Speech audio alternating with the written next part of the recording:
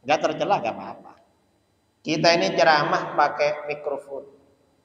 Ini yang bikin pertama orang Arab apa orang Yahudi? Orang mana ini?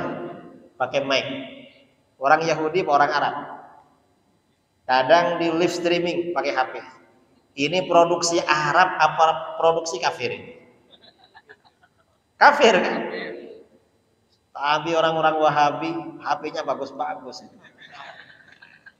Tasyabbuh saudara. Ya gak apa-apa, karena ini bukan perbuatan tercela, gak masalah. Bukan perbuatan tercela.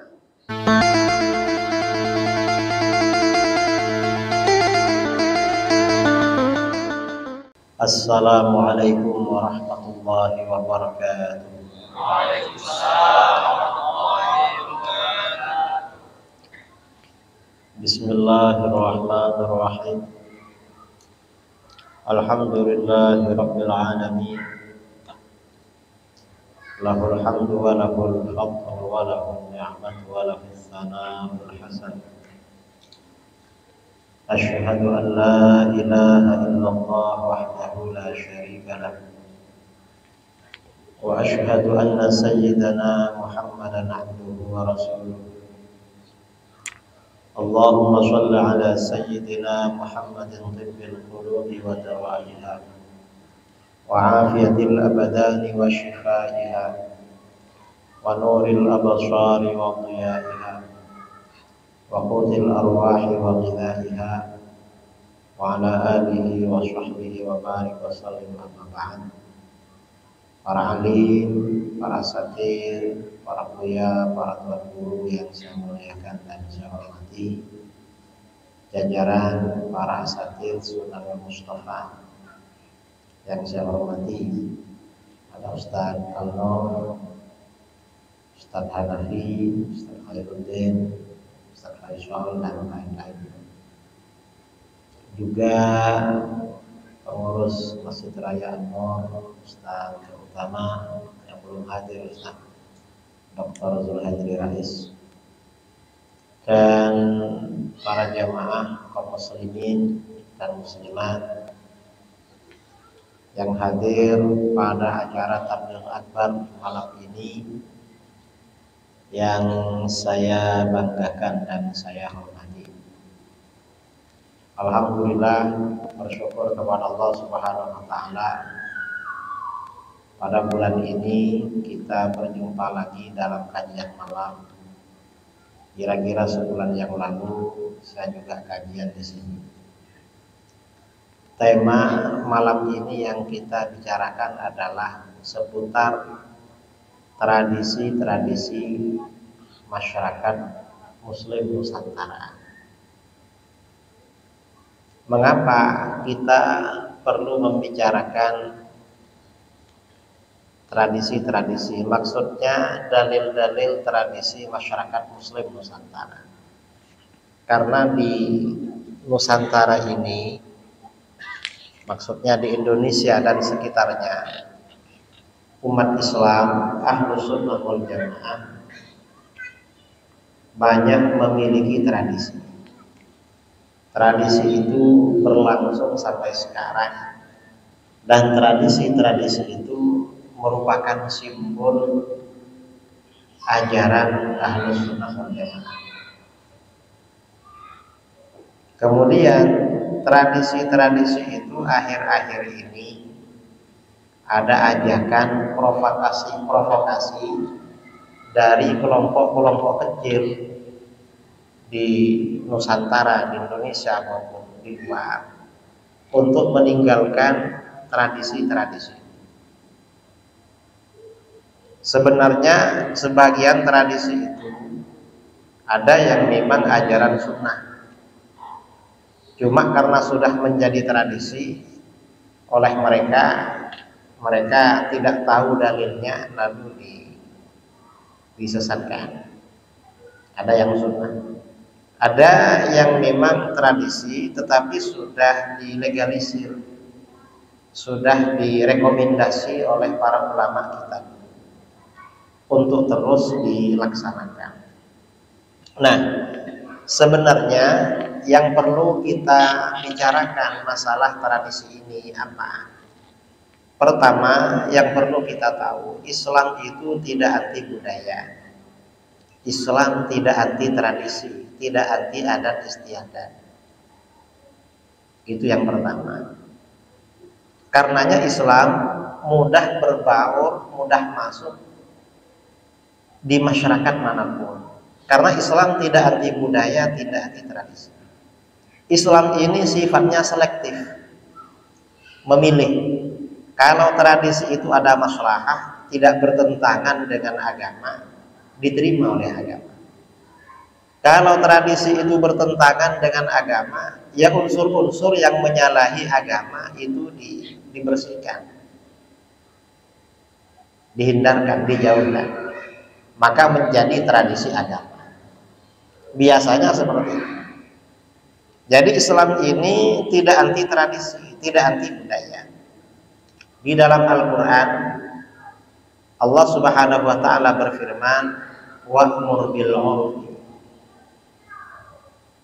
wa a'rid 'anil jahilin.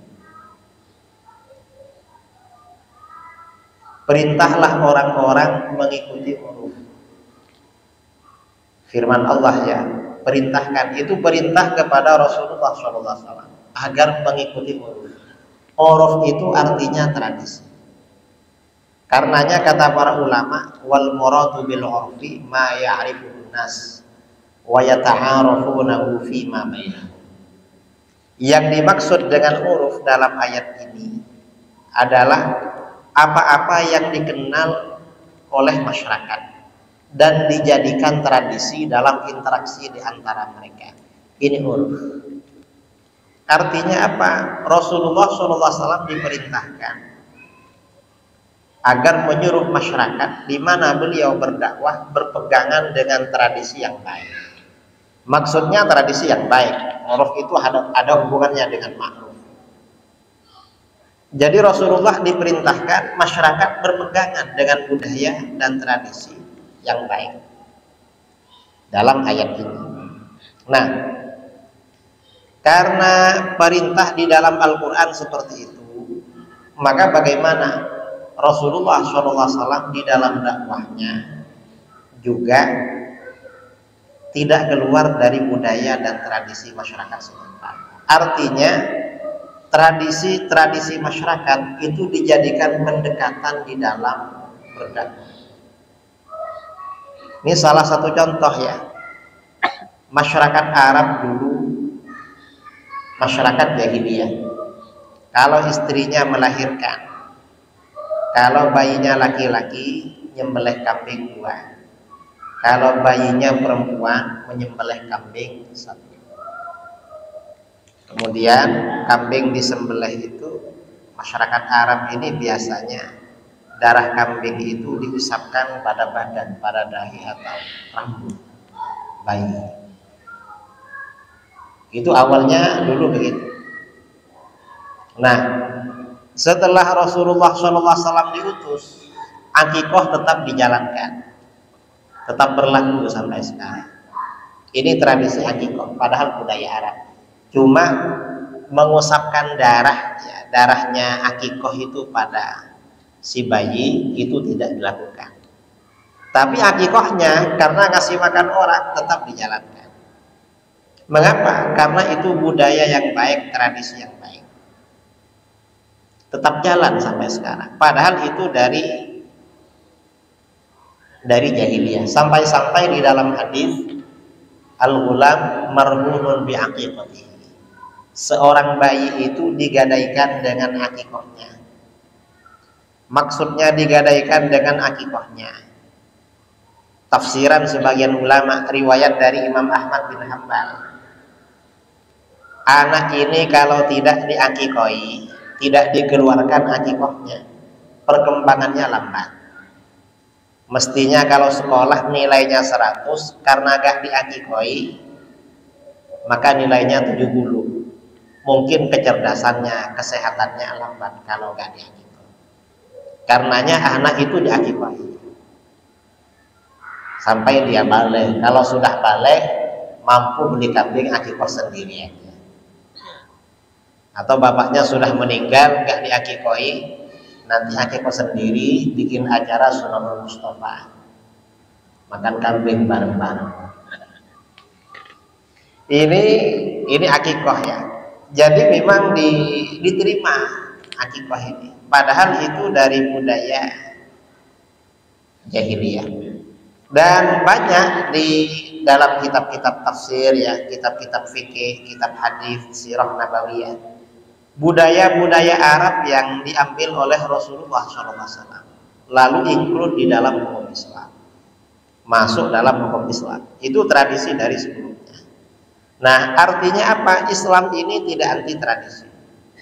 Salah satu tradisi yang asalnya dari luar Islam, bahkan dari Yahudi, itu puasa Asyura. Sebentar lagi, mungkin sebulan lagi ya, bulan Muharram ini puasa Asyura. Puasa Asyura itu dalam hadis riwayat Bukhari Muslim asalnya dari Yahudi.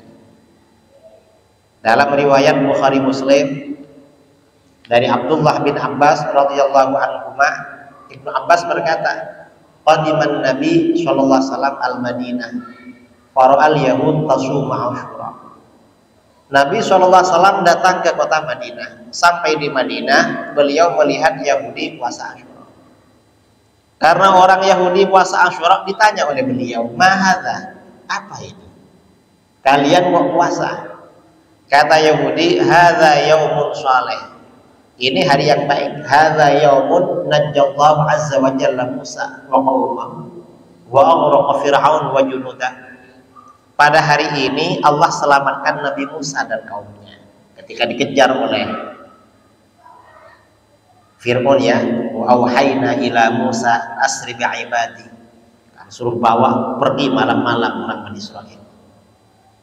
Jadi Nabi Musa dan kaumnya diselamatkan, sementara Fir'aun dan bala tentaranya dikaramkan, ditenggelamkan di laut, di lautan.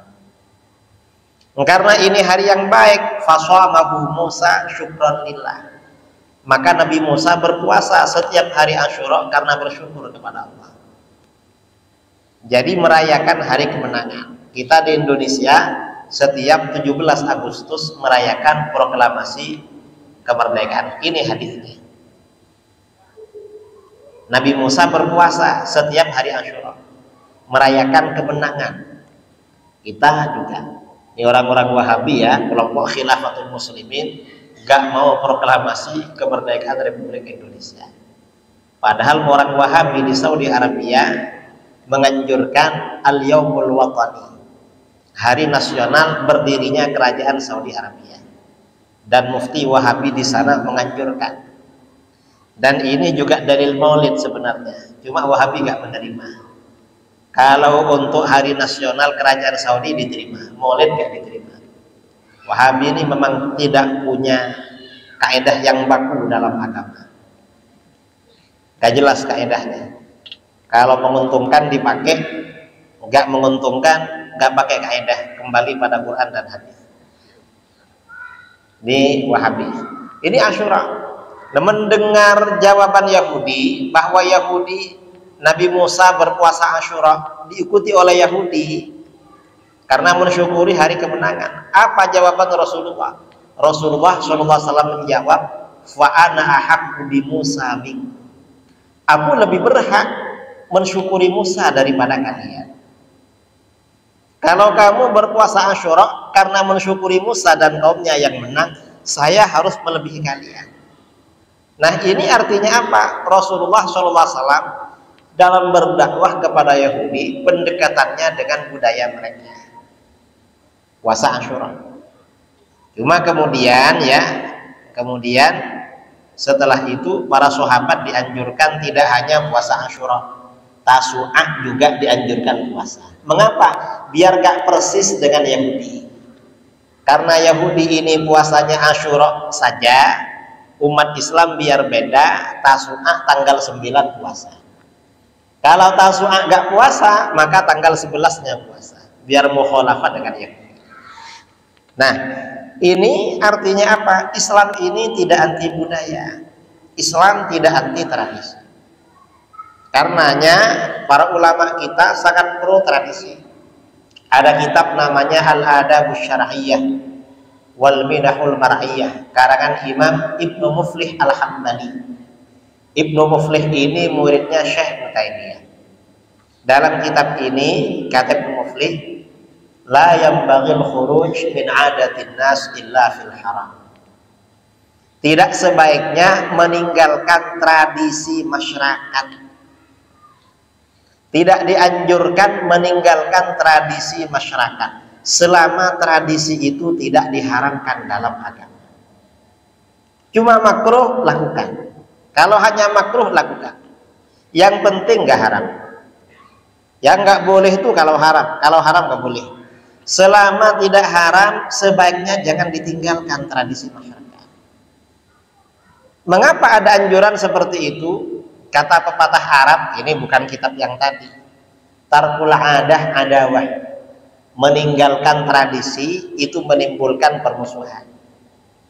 Kalau nggak beda dengan, kalau orang itu beda dengan masyarakat setempat, dimusuhi sama orang. Orang nggak suka. Kata Imam Asy-Syafi'i, tarkul adah dzambun la yughfar.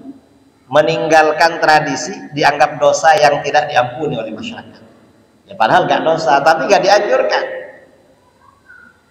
Nah, mengapa begitu? Ini Imam Ibnu Muflih ini mengutip dari Ibnu Aqil dalam Al-Furuq. Qala Ibnu Aqil fil la yanbaghil khuruj min 'adatin nas illa fil haram. Mengapa? Fa inna Rasulullah sallallahu alaihi wasallam tarakal Ka'bah wa qala laula hitsanu qaumiki bil jahiliyah. Karena Rasulullah SAW membiarkan Ka'bah. Dan Rasulullah bersabda, seandainya bukan karena kaummu baru meninggalkan masa-masa jahiliyah, Ka'bah ini aku bongkar. Maksudnya apa? Ka'bah yang ada pada masa Rasulullah itu tidak persis dengan Ka'bahnya Nabi Ibrahim. Karena pada masa jahiliyah pernah terjadi bencana alam, Ka'bah ini roboh. Ketika orang Quraisy membangun Ka'bah, ini bersamaan dengan krisis ekonomi. Mungkin karena habis pandemi atau apa ya, kalau sekarang kan krisis ekonomi. Krisis ekonomi karena gak mampu, Ka'bah dibangun lebih kecil. Akhirnya apa? Setelah Rasulullah SAW menguasai Mekah, Rasulullah pernah ditanya oleh Aisyah, kenapa gak dibongkar aja? Lalu bangun seperti Ka'bahnya Nabi Ibrahim. Apa kata Rasulullah? Coba kaummu tidak baru meninggalkan masa-masa jahiliyah, aku bongkar. Tapi berhubung orang-orang Mekah ini baru masuk Islam, dan mereka yakin kalau Ka'bah ini dari Nabi Ibrahim. Kalau dibongkar, malah mereka nanti protes. Oleh Rasulullah dibiarkan. Ini Rasulullah meninggalkan Ka'bah. Nah, kemudian pada tahun 65 Hijriah, setelah Yazid bin Muawiyah meninggal dunia, yang menjadi khalifah Abdullah bin Zubair. Abdullah bin Zubair ini membongkar Ka'bah. Lalu Ka'bah dibangun seperti bentuknya lebih besar yang dibangun oleh Nabi Ibrahim. Karena Abdullah bin Zubair mendapat informasi dari bibinya Siti Aisyah radhiyallahu anha. Cuman Abdullah bin Zubair ini menjadi khalifah tidak kondusif karena perang dengan Bani Umayyah. Perang selama 8 tahun, lalu kalah perang, diganti oleh khalifah yang baru Abdul Malik bin Marwan bin Al-Hakam. Abdul Malik ini dari Bani Umayyah, lawan politik. Begitu Abdul Malik bin Marwan ini menjadi khalifah, Ka'bah dikembalikan lagi seperti semula. Alasannya apa? Ini Ka'bahnya Abdullah bin Zubair, bukan Ka'bahnya Rasulullah. Alasannya politik. Akhirnya sebagian ulama ada yang protes pada beliau. Kenapa Amirul Mukminin membongkar Ka'bah? Oh, itu Ka'bahnya Abdullah bin Zubair. Nah, bukan. Ini dikembalikan kepada Ka'bahnya Nabi Ibrahim. Cuma karena ini alasan gengsi atau apa ya, dalam dunia politik ini kan bukan benar atau salah, tapi menang atau kalah. Orang Pekanbaru jangan selalu bilang sebenarnya yang menang ini, bukan. Kalah sebenarnya. Kita ini kalah. Walaupun banyak pendukung, kalah hitungan ya kalah juga. Karena dunia politik ini bukan seperti orang berdebat atau nulis kitab, bukan seperti itu. Ya contohnya Abdullah bin Zubair ini, Abdul Malik bin Marwan dikembalikan kepada Ka'bah jahiliyah. Kemudian lama-kelamaan Bani Umayyah tumbang, diganti Bani Abbasiyah. Pada masa Khalifah Harun ar-Rasyid al-Abbasi, Ka'bah ini mau dibongkar lagi, dikembalikan kepada Ka'bahnya Abdullah bin Zubair. Karena Ka'bah yang ada ini Ka'bahnya Bani Umayyah. Ini Ka'bah bid'ah, ikut Ka'bahnya jahiliyah. Oleh Harun ar-Rasyid mau dibangun lagi seperti Ka'bahnya Abdullah bin Zubair, persis Ka'bahnya Nabi Ibrahim. Akhirnya apa? Khalifah Harun ar-Rasyid minta rekomendasi dari para ulama, bolehkah? Akhirnya apa? Waktu itu ada ulama nomor 1 di dunia, Imam Malik bin Anas. Apa kata Imam Malik bin Anas? Unsyidukallah ya Amirul Mukminin Allah taf'al. Aku ingatkan engkau pada Allah, hai Amirul Mukminin, jangan sekali-kali Anda lakukan. Jangan bongkar Ka'bah ini. Mengapa Imam Malik melarang membongkar Ka'bah? Kata beliau, inni akhaf an takuna mal'abatan bainal muluk. Aku khawatir Ka'bah ini menjadi mainan para penguasa. Setiap ada penguasa ingin menarik simpati rakyat, proyeknya bangun Ka'bah, sehingga dianggap sebagai pelayan Ka'bah, khadimul haramain, pelayan kedua tanah suci. Padahal penjual tanah suci, bukan pelayan. Jadi khawatir dijadikan proyek Ka'bah ini, kata Imam Malik. Fatazula haibatuhu min qulubin nas. Akibatnya Ka'bah ini kehilangan wibawa dari hati masyarakat. Akhirnya Khalifah Harun ar-Rasyid gak berani.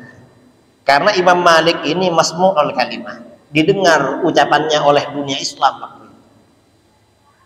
Didengar, takut. Ini penguasa dulu takut sama ulama. Kalau sekarang ini ulamanya yang takut sama penguasa. Nah, ini artinya apa? Ka'bah aja yang ada sampai sekarang itu Ka'bah tradisi, saudara. Ka'bah jahiliyah, bukan Ka'bah yang sunnah, bukan Ka'bahnya Nabi Ibrahim ya, yang asli, yang Rasulullah gak berani merubah. Ini Ka'bah. Dari sini kata para ulama ya, para ulama, tradisi itu jangan ditinggalkan selama tidak haram. Kalau haram ditinggalkan. Nah, di masyarakat Nusantara ini banyak budaya, banyak tradisi. Dan kebanyakan tradisi masyarakat Nusantara ini hubungannya dengan makan-makan. Mengapa dengan makan-makan? Karena negeri kita ini kan negeri yang subur. Yang namanya hujan, apalagi di Pekanbaru, hampir tiap malam hujan. Karena hujan tiap malam ya, negeri kita ini subur, banyak ikan-ikan, banyak hewan ternak, banyak makanan. Produksi makanan negeri kita ini melimpah. Karena produksi makanan melimpah, bangsa kita senang makan.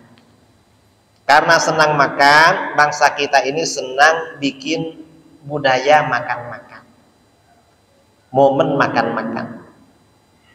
Kalau di Jawa, istrinya hamil dapat 4 bulan, ada kenduri makan-makan, namanya mapati atau telon-telon kata orang Jawa. Nanti dapat 7 bulan kenduri lagi. Nah, kalau di sini ada berapa bulan biasanya? 7 bulan ya. Kalau di sana 4 bulan tuh ada. Kalau 7 bulan ini sampai di luar negeri, di Malaysia, Thailand tuh ada 7 bulan. Ini hamil. Setelah lahir nanti ada lagi. Selain akikah. Kalau di Jawa itu selain akikah ada. Kemudian nanti turun tanah, turun ke tanah itu ada lagi. Anak waktunya turun ke tanah, sembelih ayam lagi di Jawa itu. Saya taunya setelah pulang dari pondok, dulu nggak tahu. Jadi makan lagi. Nanti jangankan itu kan senang namanya ya. Susah, bangsa kita ini sedih, susah. Itu makan-makan, kakeknya meninggal, kenduri makan-makan 7 hari. Padahal kakeknya meninggal. Nanti hari ke-20, hari ke-40, hari ke-100 makan-makan. Ini oleh kelompok Wahabi dibid'ahkan semua. Mengapa? Gak ada dalilnya katanya. Loh, makan-makan dicari dalilnya. Kok makan dibid'ahkan? Kita ini suka makan. Kalau tradisi makan-makan ini memang makan-makan, tradisi makan-makan, tradisi yang sangat islami, saudara. Mengapa? Karena sedekah itu dianjurkan tiap hari memang. Tiap hari dianjurkan bersedekah. Badiru bis sedekah, bakiru bis sedekah. Fa innal bala la yatakhattaha. Segera tiap pagi itu bersedekah. Karena musibah tidak akan melangkahi sedekah. Artinya kalau kita bersedekah, musibah gak jadi. Tiap pagi suruh bersedekah. Ini cuma orang tua meninggal bersedekah marah-marah mereka. Rasulullah memerintahkan tiap pagi. Ini sedekah. Sedekah ini dianjurkan. Ketika sedekah ini dianjurkan, sedekah kan dianjurkan. Apa kata Wahabi? Yalah, gak apa-apa lah sedekah untuk orang mati, tapi jangan pakai kenduri, jangan pakai makan, pakai minum. Pakai apa? Bangun masjid. Loh, kita keluarga meninggal suruh bangun masjid. Dari mana uangnya? Memangnya mampu semua bangun masjid? Dan kalau setiap ada orang mati lalu bangun masjid, jadi apa negeri kita ini?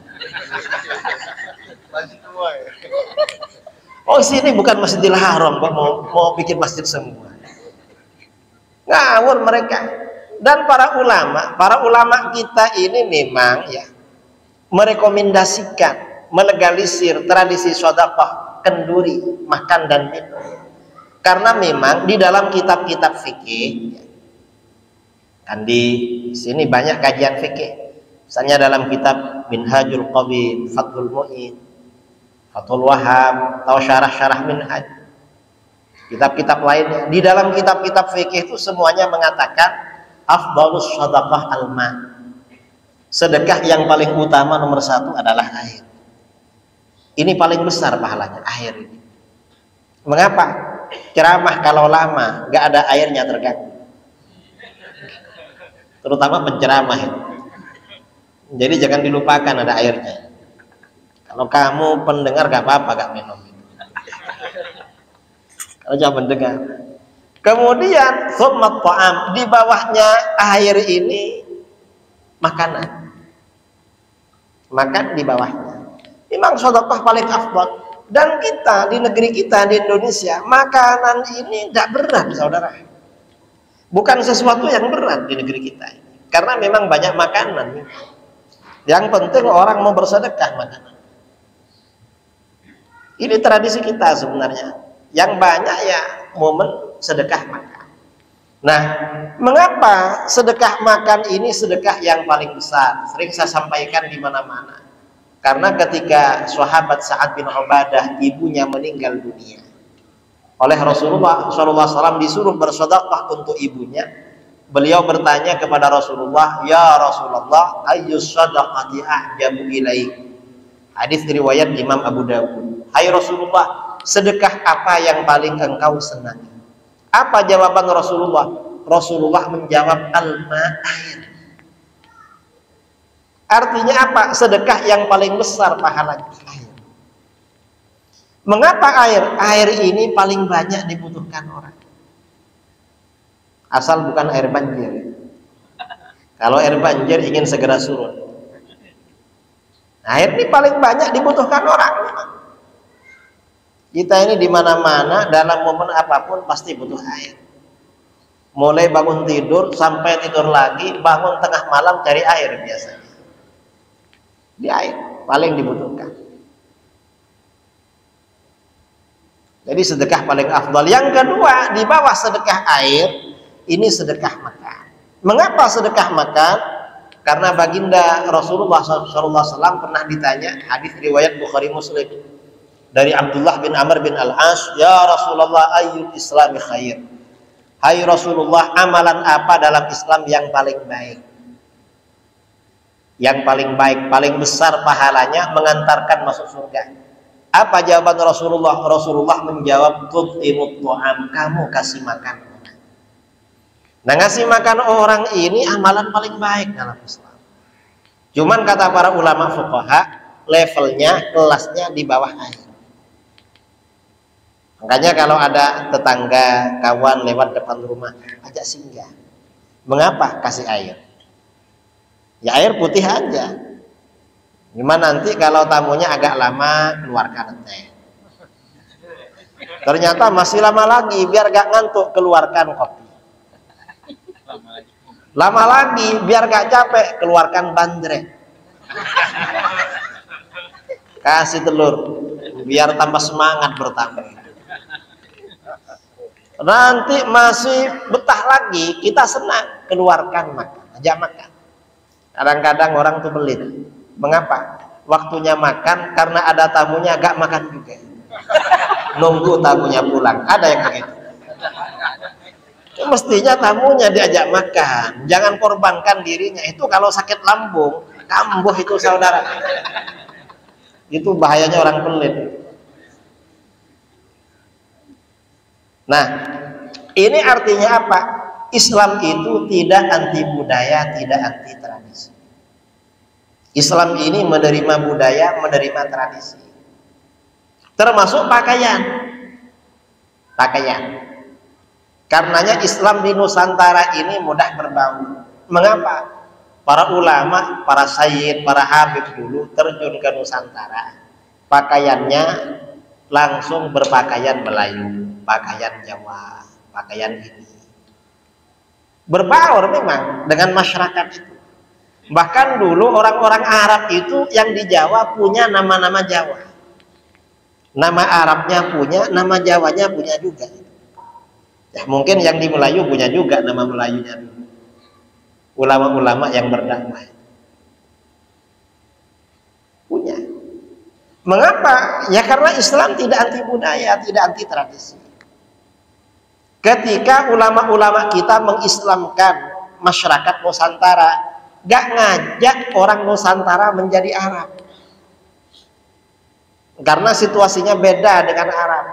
Orang Nusantara ini kerjanya ke sungai, ke sawah, ke kebun, yang dilewati lumpur.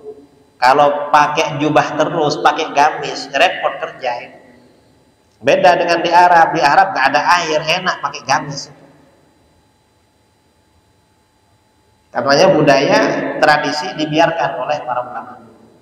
Ini dalil-dalil tradisi dan budaya Nusantara. Memang oleh para ulama dibiarkan. Karena Islam memang tidak anti budaya, tidak anti tradisi. Nah, kadang-kadang ya orang-orang Wahabi ini ngarang. Ngarang apa? Kata mereka tahlil kematian 7 hari haram. Mengapa haram? Karena itu budaya Hindu.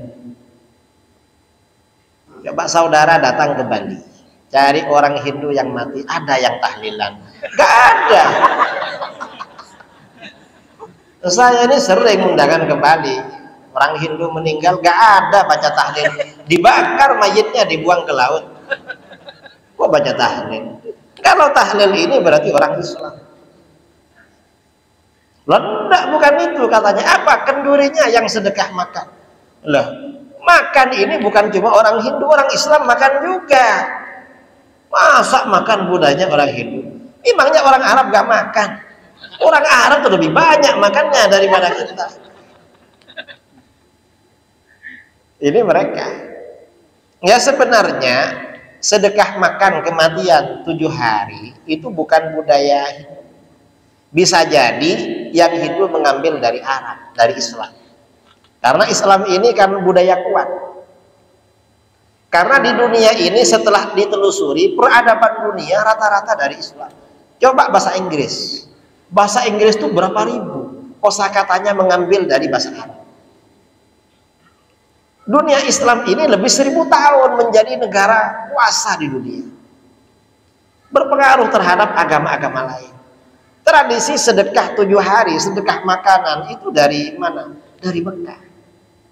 Imam Jalaluddin As-Suyuti dalam Al-Hawi dan Fatawi sampai abad ke-10 tradisi it'amut ta'am selama 7 hari, ngasih makan 7 hari berlangsung di Mekah sampai masa beliau.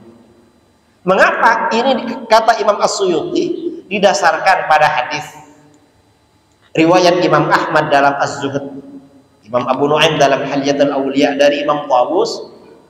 Imam Tawus berkata, innal mauta yuftanuna fi quburihim sab'an fakanu yastahibbun ayyut'ama anhum tilkal ayyam. Sesungguhnya orang-orang yang meninggal diuji di alam kubur selama 7 hari. Ujian dengan malaikat Munkar Nakir itu lamanya 7 hari. Karena ujian alam kubur 7 hari, maka generasi salaf, sahabat dan tabi'in dulu menganjurkan sedekah makan selama 7 hari. Artinya apa?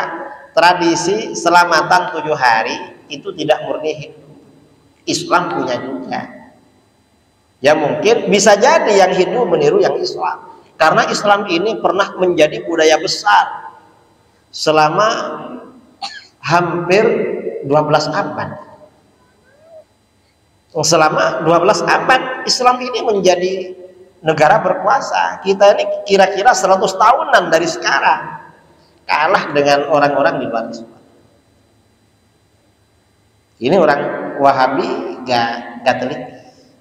Dan Wahabi ini banyak menganggap tasyabbuh, menyerupai agama lain dimutlakkan haram. Itu gak benar, saudara. Mereka pakai dalil. Apa dalilnya? Man tasyabbaha biqaumin fahuwa minhum. Siapa yang tasyabbuh, menyerupai suatu kaum, maka berarti termasuk golongan dari mereka. Orang Hindu bikin kenduri 7 hari. Hindu kafir. Maka orang Islam yang bikin kenduri 7 hari menyerupai orang kafir. Menyerupai orang kafir berarti haram. Ini kata mereka. Enggak seperti itu. Menyerupai budaya orang di luar Islam ini, kata para ulama, tasyabbuh ya. Tasyabbuh dengan orang di luar Islam itu haram, syaratnya ada 2. Apa saja? Yang pertama, ayyakunal fi'lu mazmuman fi syar'i. Perbuatan menyerupai itu memang perbuatan tercela menurut agama. Itu yang pertama. Kalau gak tercela gak apa-apa. Contoh tercela bagaimana? Orang-orang barat pakai tende. Apa tende itu? Yang laki-laki pakai anteng-anteng ya. Kadang-kadang bibirnya, kadang hidungnya dikasih semua. Itu kan tercela. Meniru itu gak boleh itu karena tercela. Gak boleh. Ada yang pakai tende? Ada. Gak boleh itu, tercela itu. Dan orang pakai tende jangan dibilang calon Imam Mahdi. Gak benar itu. Masa seperti itu calon Imam Mahdi? Gak ada di sini. Gak ada ya. Dan gak ada begitu. Gak ada. Imam Mahdi bukan di Indonesia lahirnya, di Madinah lahirnya. Pakai tende. Itu perbuatan tercela. Kalau gak tercela gak apa-apa. Gak tercela gak apa-apa. Kita ini ceramah pakai mikrofon. Ini yang bikin pertama orang Arab apa orang Yahudi? Orang mana ini? Pakai mic. Orang Yahudi apa orang Arab? Kadang di live streaming pakai HP. Ini produksi Arab apa produksi kafir ini? Kafir kan? Tapi orang-orang Wahabi HP-nya bagus-bagus. Tasyabbuh saudara. Ya gak apa-apa, karena ini bukan perbuatan tercela, gak masalah. Bukan perbuatan tercela. Yang gak boleh itu kalau tercela. Yang kedua, menyerupai budaya agama lain itu haram. Ayyakuna biqasdit tasyabbuh. Menyerupai itu memang tujuannya menyerupai mereka. Kalau gak ada tujuan begitu gak apa-apa. Kita ini ceramah ya, tabligh akbar pakai mikrofon. Kita ini ya ini bukan perbuatan tercela, ya Karena kita ngaji, lagi pula kita pakai ini gak ada tujuan. Kenapa pakai mic? Ikut orang Yahudi, gak ada begitu. Kita ini pakai mic ya karena biar enak aja, biar enak. Jadi suara ngajar ini biasa-biasa, tapi sampai kemana-mana. Ini masalah tasyabuh. Karena tasyabuh ini sedikit-sedikit syirik, sedikit-sedikit haram. Sampai-sampai kalau orang mengadakan merayakan ulang tahun, anaknya lahir tanggal sekian, diadakan ulang tahun. Ulang tahun ini asalnya dari barat, katanya dari barat. Barat kafir, maka merayakan hari ulang tahun haram. Gak mutlak haram. Karena ulang tahun ini tujuannya apa? Kalau mensyukuri kelahiran kita malah sunnah, dianjurkan. Yang penting cara ulang tahunnya jangan meniru barat. Gimana barat?